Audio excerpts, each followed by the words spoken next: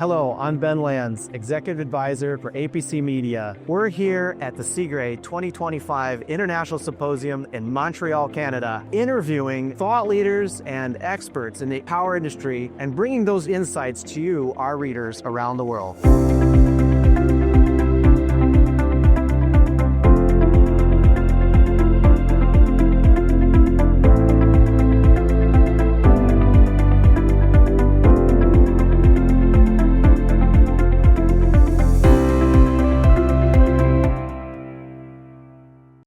Our next guest is Mark Tostrud from Dynamic Ratings. Welcome. Good morning. Good morning. And it's great to have you here, Mark, at CIGRE 2025 in Montreal, Canada.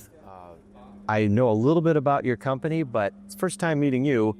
Give us a little background on your career, how'd you get into the industry, and what your role is at Dynamic Ratings.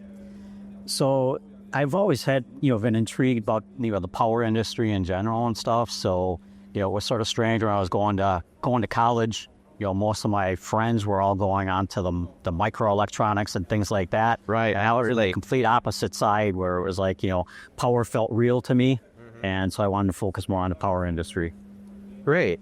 So you studied a background in power industry, and what's your background before Dynamic Ratings? What was your experience? Right out of college, then I went to work for We Energies. Oh, We Energies. Yep. Yeah. So, and from there, I, as with most engineers, I sort of, bounced around the company a little bit and stuff until I found my niche on the substation maintenance side. That's great. That's a great background for Dynamic Ratings. You must have a lot of hands-on experience with... A lot of hands-on. What I used to tell the crews is, I've got a lot going on. I'm busy, but if something interesting is happening, I will drop everything and come out in the field. Oh, great. And by that approach, I was exposed to a lot of, failures and things like that. So I learned on the fly. It was great experience. Learned a lot from them. And nothing like hands-on experience. Yep. I can relate to that. I was an electrician before I went to electrical engineering school. So I can appreciate that, the hands-on learning. So then eventually you made your way to Dynamic Ratings. And what's your current role at Dynamic Ratings? So current roles, I'm global product manager and a technology officer and stuff. Where it fits is really, with the utility experience, I can relate to where the customer is coming from, where their challenges are. And so I'm not just talking about the product, I'm talking more about how the product relates to them. That's all, and how they can use the product. That is fantastic. Back, with We Energies, it was, I did a lot of condition-based and periodic condition-based, right? Just foil sampling, things like that. Well, that's all we could do if we wanted to use something, right? Yep. Yeah. We didn't have the money to take it out of service to inspect it. So it was, I sort of got exposed to the condition-based maintenance side of it, which was an excellent background, prior to joining Dynamic Ratings, because that was actually making my life easier because now I was doing it continuously online instead of just periodic tests. I see. So had you seen sensors and so forth that were like Dynamic Ratings or even work with Dynamic Ratings in the past? I haven't worked with your education in that area. It was, online monitoring really was just in its early stages. You saw something coming that you knew was a need for the industry. Yes. People were doing online DGA and, more key gas and things like that. The multi-gas were just starting, but bushing monitoring, it was possible, but nobody was really doing it. And so it was, but at the same time, I knew with the, how companies were cutting their O&M and things like that, right. They didn't have the dollars to do the maintenance the way they used to. So, sort of seen it, where I had to look for a new way to do it. Okay, very good. So you joined Dynamic Ratings in your current role, or did you have other roles as well at Dynamic Ratings? When I started with Dynamic Ratings, I was the sixth employee. So we were a very small company. I didn't realize that. And, as with any small company, everybody did everything. So It was a combination of, a little bit of sales, a little bit of product management, field commissioning, learning the product. Great background. Yeah. So that's fantastic. It's been that exposure, knowing it, learning it from the ground up, fits pretty well with what I'm doing today. Excellent.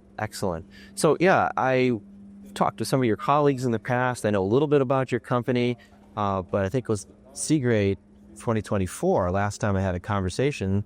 A lot can happen in a year. Give me an update. What are some of the products that you're passionate, excited about, and what's new? So, I mean, we've had a number of things that we've introduced as a company, and we're doing more on the distribution side of the business now with our connector products and things like that. So we can do some distribution line monitoring. What's your connector product? Connect Grid. Connect Grid. Yep. It's more line monitoring, distribution transformer monitoring, things like that. More low-cost sensors sending the information to the cloud. Okay. And doing the analysis there. Versus our traditional products were within the substation proper, and then sending the information via SCADA, and right. So it's a little bit little different, but it's been a good fit and a good niche and stuff. Does that make it easier for utilities to implement if it goes to the cloud?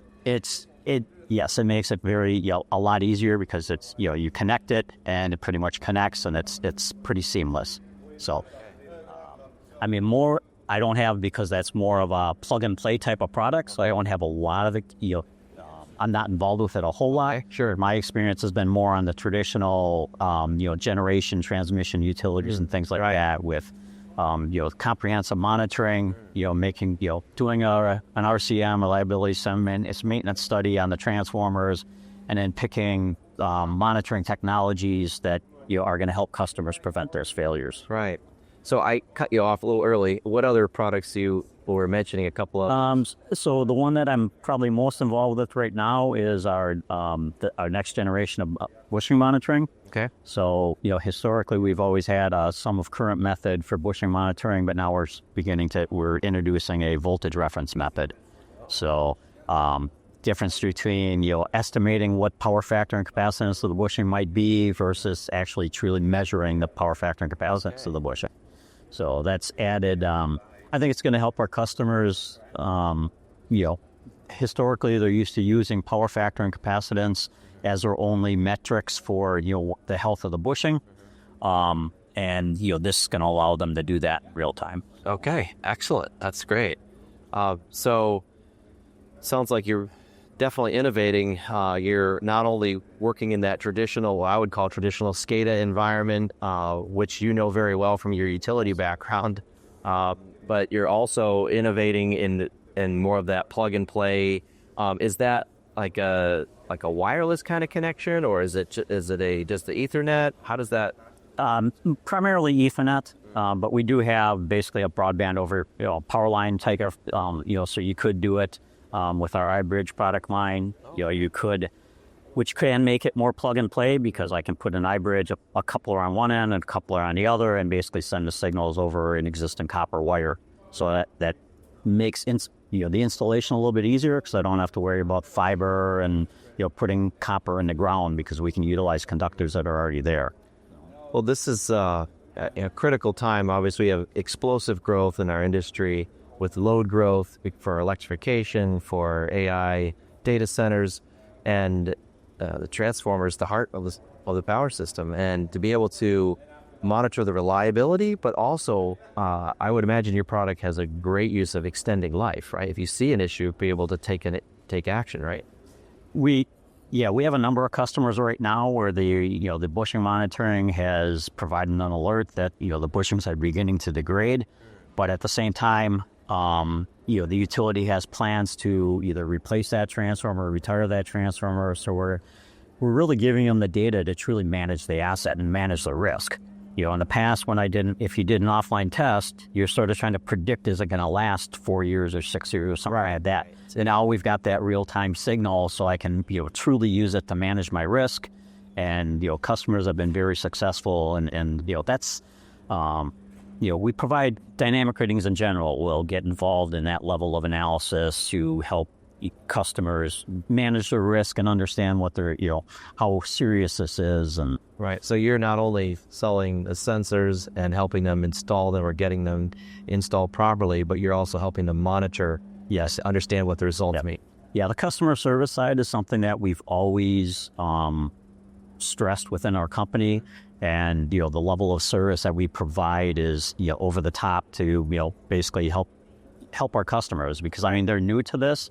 Not everybody has the background and the experience that I did with the degradation-based maintenance, so we're able to leverage that and, and basically help make our customers successful. Fantastic. Well, I want to transition to forward thinking, but was there any other current challenges that you're seeing that we need to be thinking about, or other products that you wanted to mention? I think you talked about the bushing monitoring and also transformer monitoring in general. Any other? I mean, in addition to that, I mean, from a mechanical perspective, I mean, transformers, I mean, a lot of the stresses, that the transformers may experience are related to, did the breakers on your system operate properly for a fault? So we're also monitoring on the high voltage circuit breakers and OKS too. And we've had some, that technology I'm really excited about because it does waveform capture of every operation on the breaker. Okay. And it's, seeing a picture in the waveform rather than just giving you an alarm is it's invaluable, and it's an excellent learning tool when you can see and understand what's happening, based on the waveform capture in the breaker. So transformers and circuit breakers. Well, and I mean, that's right in the substation. That's where your background is. That's perfect. So again, moving on to looking forward, what are from your vantage point, what are some of the challenges that are 3, 5, maybe 10 years out that we really need to be thinking about from a conditioning, monitoring, performance, reliability, resilience of our grid? A lot of companies are struggling, what to do with the data and how to do it, how to manage the data and things like that. I mean, that's certainly a good piece of it.